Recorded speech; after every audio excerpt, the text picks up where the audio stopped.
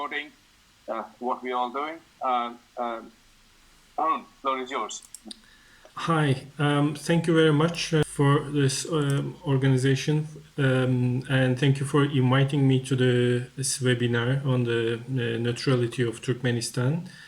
I would like to say a few words, a few comments, share my thoughts in the context of contemporary developments as well. Now let me share with you the summary of my speech right from the beginning. I think Turkmenistan's neutrality is important because for various reasons, of course, but as we all know, the rise of China is the most important event of our lifetime. And the rise of China brings opportunities and challenges. A strong neutrality in foreign policy can ensure the capitals of Central Asia, including Turkmenistan, to pick the fruits and avoid pitfalls or downsides easier. In that sense, Turkmenistan's neutrality is a promising position, but at the same time, it depends on the government to gain maximum benefits from it. A few years ago, the American film director Oliver Stone interviewed the Russian President Vladimir Putin for more than 4 hours, and it was published as a documentary. At some point, Putin expressed how he saw international relations. There are not many fully independent states, he said. The rest of the countries achieve their foreign policy goals and make independent moves by playing one great power against the other. In other words, the independence of a country depends on your ability to leverage great powers against each other.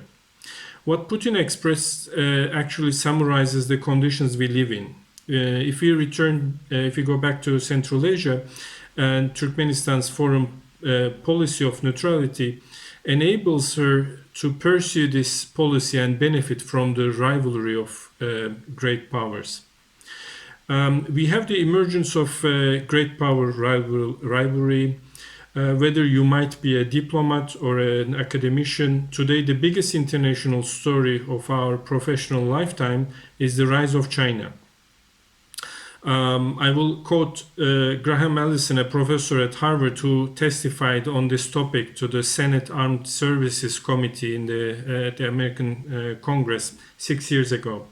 He analyzed rising powers which threatened to displace ruling power in history and made conclusions for today. Now, Professor Allison describes the rise of China as a challenge to the United States and the international order of which the US has been the principal architect and guardian.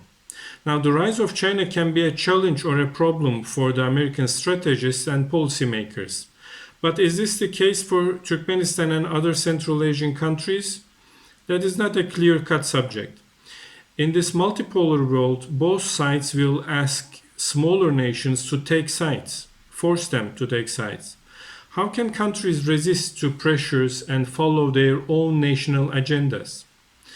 Either by leveraging the rivalry or declaring their neutrality. One historical and positive example in Europe is Finland. Finland benefited from the neutral foreign policy during the Cold War. The Finnish economy was part of the Western economy, but at the same time, they benefited from high figures of foreign trade with and industrial investments in the Soviet Union. So the Finnish example shows how a country can benefit from the rivalry by occupying a neutral position in foreign affairs. The rivalry between the rising powers and between the rising power and the ruling power in international relations will certainly create frictions. In this climate, the neutrality of Turkmenistan is like a protecting shield. Where, for instance, and it will help the government to pick and choose the fruits of this rivalry. The Chinese capital is looking for lucrative investment opportunities today, and this climate of investment is an important opportunity for Turkmenistan and other Central Asian states.